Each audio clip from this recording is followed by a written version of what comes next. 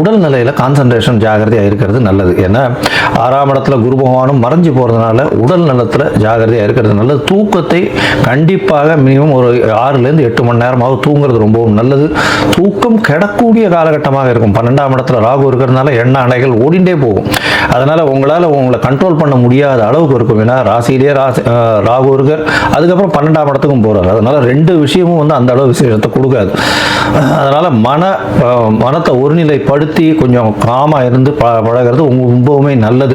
உங்களுடைய ராசிக்கு பார்த்தோன்னா படிக்கக்கூடிய மாணவர்களுக்கு எண்ண சிதறல்கள் அதிகமாக இருக்கக்கூடிய, டிஸ்ட்ராக்ஷன்ஸ் அதிகமாக இருக்கக்கூடிய வாய்ப்புகள் நிச்சயமாக உண்டு. இந்த காலகட்டத்தில் 7ஆம் இடத்துல குரு பகவான் வரும்போது திருமணத்திற்கு வாய்ப்புகள் வரும். அதை தவிர பார்த்தேனால் முயற்சிகள் சற்று கைகூடக்கூடிய வாய்ப்புகள் உண்டு. எப்போ 10ஆம் மாதத்துக்கு மேலே சற்று கைகூடக்கூடிய வாய்ப்புகள் நிச்சயமாக இருக்கும்.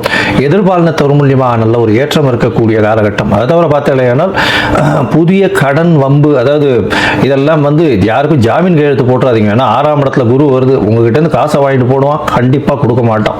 பொறுமையாக இருக்கிறது நல்லது. அந்த காலகட்டம் வந்து தாண்டி போனதுக்கு அப்புறம் தான் உங்களுடைய காசு திருப்பி வரும். அது வரணும். யாருக்கும் ஜாமீனும் போடாதீங்க, யாருக்கும் பைசாவும் கொடுக்காதீங்க, பொறுமையாக இருங்கும். அதனால் நிச்சயமாக ஜாமீன் கையெழுத்து போட்டிங்கன்னா நீங்கள் தான் கட்ட வேண்டி வரும். உங்களை ஏமாற்றக்கூடிய வாய்ப்புகளும் மிகவும் அதிகமாக இருக்கும். ஜாகிரதையாக இருக்கிறது ரொம்பவும் நல்லது. இந்த காலகட்டத்தில் பார்த்தீங்கன்னா நீங்கள் இந்த சரபேஸ்வரரை வணங்கிட்டு வாங்க. சரபேஸ்வரர் அப்படின்னு சொல்லக்கூடிய நரசிம்மருக்கு அந்த ஆக்ரோஷம் குறையணும்னு சிவனால் எடுக்கப்பட்ட உருவம்னு சொல்லக்கூடியது. அந்த சரபேஸ்வரருக்கு இந்த அர்ச்சனை பண்ணிட்டு வாங்க, குங்குமத்தில் அர்ச்சனை பண்ணிட்டு வாங்க.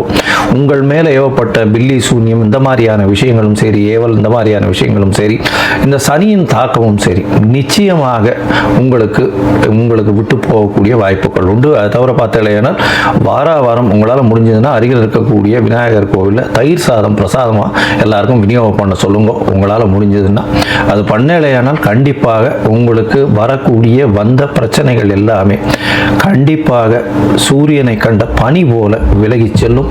இந்த வருஷம் 2026 ஓரளவு வெற்றிகரமாக செயல்படக்கூடிய வருஷமாக அமையும்.